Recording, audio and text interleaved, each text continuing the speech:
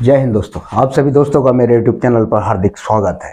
आज का वीडियो आपके बजट और महंगाई के दौर में आपके भले के लिए, आपका कुछ फायदा हो, इसलिए मैं वीडियो आज रिकॉर्ड कर रहा हूं।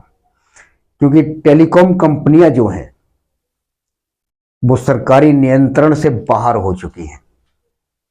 टेलीकॉम कंपनियों से सरकारी नियंत्रण खत्म। हैरानी होगी आपको, क्योंकि व्यवहार ऐसा ही है। टेलीकॉम कंपनियों की जो मनमानी है वो एक ज्वालामुखी की तरह फटके सब चारों तरफ इसका जो मलबा है, लावा है, वो सब निकल के आम जनता के ऊपर आ रहा है। इनकी बेईमानी का, इनके घोटालों का और अपनी मनमानी तरीके से ग्राहकों के साथ नाइंसाफी करना। आपका पैसा जिससे जो आप रिचार्ज कराते हैं पूरी तरह से आप इस्तेमाल नहीं कर पाते। बहुत ज्यादा नाइंसाफी हो रही है और सरकार अपने कानों के अंदर तेल डाल के सो गई है और आंखों में सुरमा लगा लिया है, जिससे कि वो देख ही ना पाए, सो गई आराम से। उन पर कोई फर्क नहीं पड़ रहा। फर्क क्यों नहीं पड़ रहा है मैं वो आपको बताता हूं। 2014 से पहले क्या था? 2014 से पहले जब मनमोहन सरकार थी तो लाइफ टाइम इनकमिंग थी। अगर किसी गरीब के पास, किसी मजदूर के पास, किसी फुटपाथ वाले के पास अगर इतना पैसा नहीं है कि वो रिचार्ज कर पाए तो वो इनकमिंग जारी होती थी। जरूरी कॉल जो थे उसके आ सकते थे। घर परिवार से, अपने बच्चों से, अपनी पत्नी से, अपने परिवार के लोगों से, अपने माता पिता से बात कर सकते थे उधर से कॉल आने पर। लेकिन उसके बाद क्या होता है, ठीक है जी, 2014 के बाद क्या क्या हुआ? 2014 के बाद इनकमिंग 7 दिन पे लाके आ गई। रिचार्ज जिस दिन आपका खत्म होता है, मान लीजिए आज अगर रिचार्ज आपका खत्म हुआ तो 7 दिन तक इनकमिंग जारी रहती थी। रहती थी का मतलब आप समझ रहे हैं आगे क्या हुआ, वो मैं आपको जानकारी दे रहा हूं। उसके बाद इन्होंने रिचार्ज की जो वैल्यू है, रकम है, वो बेहताशा बढ़ाते चले गए, बढ़ाते चले गए, बढ़ाते चले गए। और सरकार ने इस पे कोई अंकुश नहीं लगाया, कोई नियंत्रण नहीं लगाया, कोई आदेश जारी नहीं किया। ठीक है जी। अब जैसे पोर्ट भी करवाते हैं, पोर्ट में भी कुछ शर्तें ऐसी हुई है जो सुरक्षा की दृष्टि से तो ठीक है, इसमें कोई बदलाव नहीं किया गया, अच्छी बात है। लेकिन रिचार्ज इतने बेहताशा बढ़ा दिए गए हैं कि हद से ज्यादा। और क्या क्या घोटाले करते हैं, जो नियम और जो कायदे कानून है उनका भी ये टेलीकॉम कंपनियां बिल्कुल पालन नहीं कर रही हैं। देखिए, कीपैड मोबाइल ज्यादातर बुजुर्गों के पास होता है या अनपढ़ व्यक्तियों के पास होता है। स्मार्टफोन, आईफोन, जो टच वाले फोन होते हैं, वो बुजुर्ग लोग जो हैं, ज्यादातर जो ग्रामीण क्षेत्रों में है, जिन्हें जानकारी इतनी नहीं है, वो पुराने जमाने के लोग हैं, वो चलाना नहीं जानते हैं, कीपैड फोन चलाते हैं। कीपैड फोन का मतलब यह है कि उन्हें केवल फोन पे बात करनी है, बात फोन करना है, फोन अगर आएगा तो वो रिसीव करके अपने अपनों से बात कर सकते हैं बुजुर्ग लोग। ठीक है जी। लेकिन इन्होंने क्या घोटाला किया है कि कीपैड वालों के साथ भी डाटा दे रहे हैं, 2 GB का डाटा। वो ये कहते हैं हमने हमने डाटा दिया है तो हम इसलिए हमने इसका पैसा बढ़ाया है। लेकिन डाटा हमने मांगा कहां? हम तो कीपैड चला रहे हैं, कीपैड में हमें डाटे की जरूरत है ही नहीं। सरकारी आदेश भी आया था कीपैड वालों के लिए रिचार्ज की वैल्यू जो है, रकम जो है, उसे कम किया जाए, लेकिन इन लोगों ने कम नहीं किया। इसमें हेर फेर के तरीके से कुछ बदलाव करके ये दिखा दिया कि हमने कुछ कम कर दिया, 1-2 रुपए, 5-10 रुपए। ठीक है जी। लेकिन इससे कोई बेनिफिट नहीं हुआ। सरकार बिल्कुल भी इस पे खामोश हुई, उसने कोई एक्शन नहीं लिया। ठीक है जी।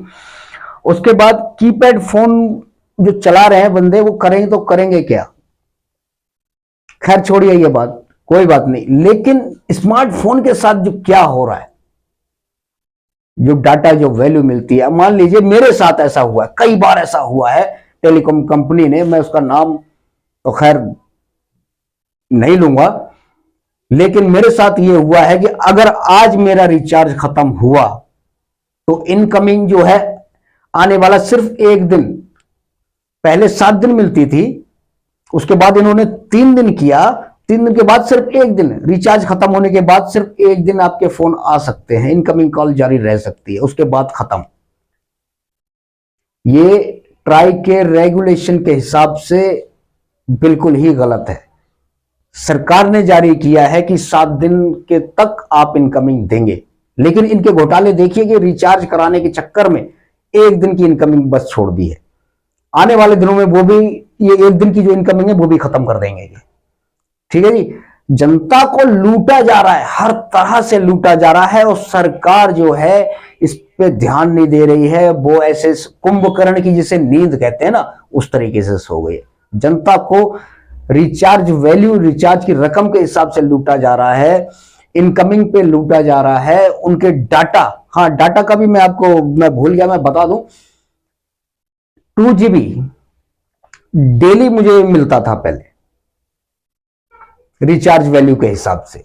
इन्होंने क्या किया, एक दिन में कभी 580 पे कह रहे हैं कि डाटा खत्म हो गया जी, उसके बाद नेट खत्म, कभी 1600 पे बंद कर रहे हैं, कभी 1700 पे बंद कर रहे हैं। बहुत ज्यादा परेशान हो गया। उसके बाद मैंने इनको कस्टमर केयर पे मैंने बात की, सारे सबूत पेश किए, तो कहते हैं कि भाई हमारा ऐप डाउनलोड करो, तब नहीं होगा। भाई क्यों नहीं होगा, क्यों हम लोड करें भाई अपना, आपका ऐप डाउनलोड क्यों करें, क्या मजबूरी है।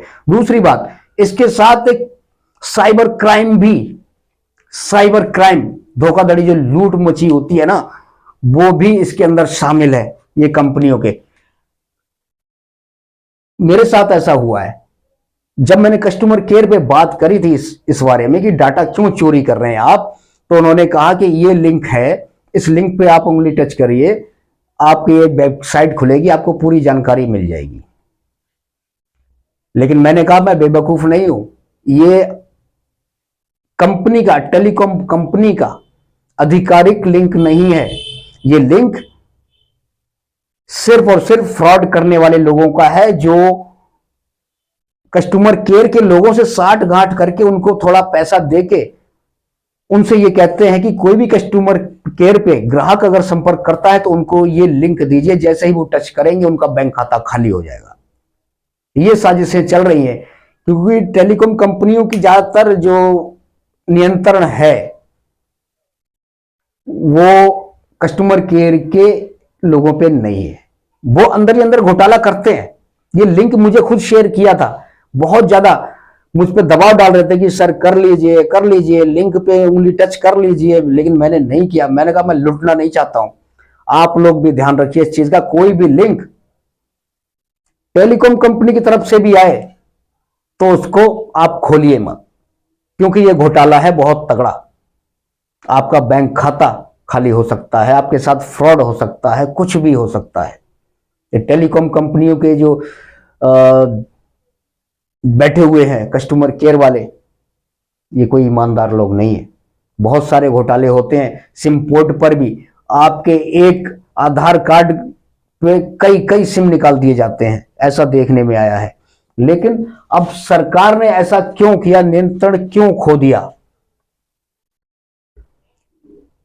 सरकार के ऊपर से सरकार ने नियंत्रण इसलिए खो दिया क्योंकि उनको बैग भर भर के राजनीतिक पार्टियों को इन कंपनियों की तरफ से, टेलीकॉम कंपनी की तरफ से रिश्वत तो खैर नहीं कहूंगा, लेकिन इसे चंदा के रूप में माना जाता है, जाना जाता है। चंदा, पार्टी फंड के लिए, पार्टी के लिए चंदा। जब चंदा देंगे तो भैया सरकार का तो मुंह बंद होना ही होना है। और लूट, ये जो पैसा दिया चंदे के नाम पर, वो आपसे लूटा जा रहा है, मुझसे लूटा जा रहा है, आम जनता, आम गरीब लोगों से लूटा जा रहा है। होशियार रहिए, आवाज उठाइए, और ऐसे लिंक पर आप कभी भी उंगली टच ना करें जिससे कि आपकी सुरक्षा, आपका पैसा खतरे में पड़ जाए। ठीक है जी, आज के लिए इतना ही। अगले फिर किसी वीडियो के साथ आपके सामने में पेश होऊंगा। तब तक के लिए जय हिंद, धन्यवाद।